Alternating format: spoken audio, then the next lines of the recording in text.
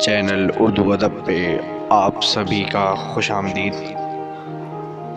دلاور فگار کی مشہور نظم میں نے کہا اس نے کہا، یہ نظم حالات شہر سے متاثر ہو کر کہی گئی اور اس کے اندر دو لوگوں کے بیچ کی تکرار ہے کہ ایک جو شکوہ کرتا ہے اور دوسرا جو خوش رہنے کی تاکید کرتا ہے۔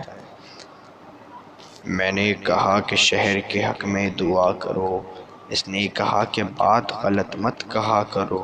میں نے کہا کہ رات سے بجلی بھی بند ہے، اس نے کہا کہ ہاتھ سے پنکھا جلا کرو۔